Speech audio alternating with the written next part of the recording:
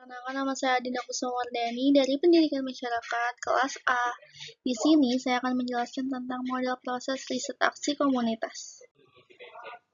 Proses riset aksi komunitas atau community action research adalah pendekatan partisipatif dan kolaboratif untuk penyelidikan dan perubahan sosial yang menempatkan masyarakat di garis depan proses penelitiannya. Contohnya, di sebuah desa lagi kurang pangan nih. Terus anggota-anggota masyarakatnya ini mengidentifikasi kenapa sih dia harus kurang pangan. Oh, ternyata kurang akses ke makanan bergizi sebagai perhatian utama dan menetapkan tujuan untuk membangun kebun masyarakat untuk mengatasi sebuah masalah ini. Oleh karena itu, Community Action Research akan berkolaborasi dengan masyarakat dan peneliti untuk melakukan rencana aksinya. Jadi intinya, CER akan menawarkan kerangka kerja komprehensif untuk penelitian dan tindakan yang dipimpin masyarakat, membimbing masyarakat melalui proses pemecahan masalah dan pemberdayaan yang sistematis dan berulang. Selanjutnya, di model riset aksi penelitian itu ada dua. Yang pertama itu ada Community Action Research, dan kedua itu ada penelitian tindakan pribadi. Lalu apa sih bedanya? Jadi di penelitian tindakan pribadi ini jangkauannya lebih kecil dibanding Community Action Research. Karena ini menekan pada refleksi individu. Diulangi, karena penelitian tindakan pribadi ini menekankan pertumbuhan individu, refleksi, dan pembelajaran transformatif dalam pengaturan pendidikannya. Dibandingkan dengan tindakan masyarakat, penelitian tindakan pribadi ini lebih melibatkan refleksi diri kritis untuk mengintegrasi asumsi, nilai, bias, dan motivasi seseorang, dan bagaimana mereka membentuk pemahaman seseorang melalui dunia dan peran seseorang di dalamnya. Kesimpulannya, model proses penelitian tindakan pribadi akan menawarkan kerangka kerja yang kuat untuk mendorong kesadaran diri, pertumbuhan, dan transformasi dalam konteks pendidikan masyarakat, dengan memusatkan peneliti praktisi individu dan menjalankan perjalanan unik mereka, penyelidikan, dan refleksi untuk mengeksplorasi persimpangan antara identitas pribadi dan profesional kita dalam konteks sosial budaya. Landasan penelitian riset aksi. Secara filosofis, riset aksi ini diinformasikan oleh teori kritis, pragmatisme, dan konstruktivisme. Riset aksi ini berusaha untuk menantang struktur kekuasaan yang ada, mengintegrasi narasi dominan, dan mempromosikan perubahan sosial. Riset aksi ini tandai dengan sifat siklus yang berulang, ya, misalnya kayak ada perencanaan, tindakan, pengamatan, dan contohnya banget nih, ada konteks pendidikan masyarakat. Peneliti dapat mulai dengan melakukan penilaian kebutuhan untuk mengidentifikasi bidang-bidang prioritas untuk intervensi, kemudian merancang dan mengimplementasikan program pendidikan atau intervensi, mengamati dampaknya terhadap pembelajaran dan keterlibatan siswa dalam merefleksikan keberhasilan dan tantangan untuk masa depan. Riset aksi yang pertama itu ada metode kualitatif dalam riset aksi. Jadi metode kualitatif ini menangkap sifat beragam dari fenomena sosial yang ada dan pengalaman manusia. Kerangka-kerangka teoritisnya itu seperti fenomenologi, etnografi, dan ground theory. Contohnya dalam proyek pendidikan ini ada tujuannya itu meningkatkan partisipasi pemuda dalam keterlibatan sipil. Metode kualitatifnya ini yang digunakan dengan mengeksplor persepsi kaum muda tentang kewarganegaraan, pengalaman mereka dengan pengorganisasian masyarakat, dan hambatan yang mereka hadapi dalam mengakses peluang politik. Sedangkan di metode kuantitatif, ini akan menawarkan pendekatan sistematis untuk pengumpulan data, analisis, dan interpretasi. Metode kuantitatif ini akan ditekan dengan data numerik, analisis statistiknya, dan penyelidikan sistematis hubungan antar variabel.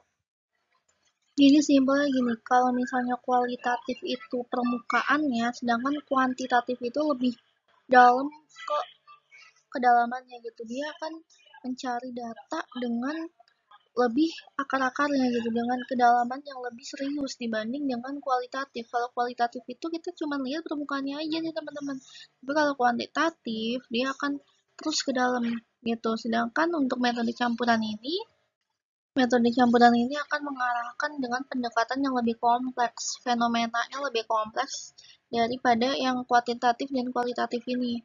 Jadi di setiap metode ini kan ada kelemahannya ya teman-teman.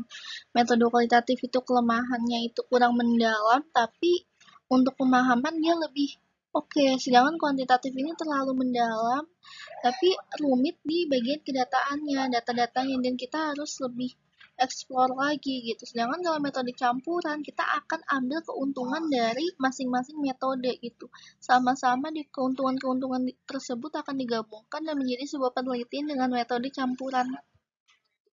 Oke, jadi untuk dengan integrasi metode kualitatif, kuantitatif, jadi peneliti berharap peneliti berharap kayak ini masing-masing akan mendapatkan validatis yang lebih akurat dan reliabilitas yang lebih akurat temuan, terus menghasilkan pengetahuan-pengetahuan yang dapat ditindaklanjuti dan menginformasikan praktik dan kebijakan dalam pengaturan pendidikan masyarakat. Dari riset aksi partisipatif atau participation action research. Nah, pengumpulan data ini dalam bentuk wawancara, survei, dan pemetaan partisipatif, foto voice, dan penilaian dari yang dipimpin. Namun, kita akan ngambil data dan memprioritaskan dari kelompok marginal itu sendiri, karena mungkin kebutuhannya lebih akurat gitu loh teman-teman. Jadi metode ini akan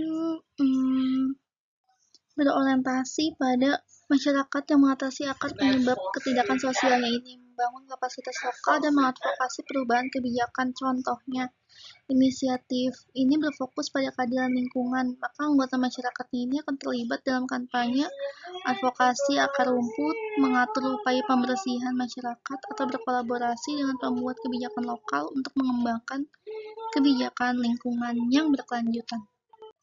Jadi kesimpulannya, participatory action research ini menawarkan kerangka metodologis transformatif untuk pendidikan masyarakat, menekankan kolaborasi, pemberdayaan, dan perubahan sosial dengan pusat suaranya ini kepada kelompok marginal. Evaluasi dan refleksi. Jadi salah satu aspek kunci dari evaluasi adalah penetapan tujuan dan indikator yang jelas sih teman-teman. Jadi selaras, contohnya nih ada program literasi berbasis masyarakat. Indikatornya itu mencangkup peningkatan kemampuan membaca, keterlibatan orang tua, dan peningkatan kepuasan guru. Definisinya bagaimana, tujuan spesifiknya dengan terikatnya waktu, relevan gitu, peneliti dapat secara efektif menilai dampak intervensi mereka dan membuat keputusan berdasarkan informasi data untuk tindakan di masa depan. Lalu menggabungkan antara pendekatan partisipatif dan kolaboratif untuk refleksi sangat penting dalam riset action research ini, karena mendorong pembuatan akal kolektif dan kepemilikan proses evaluasi.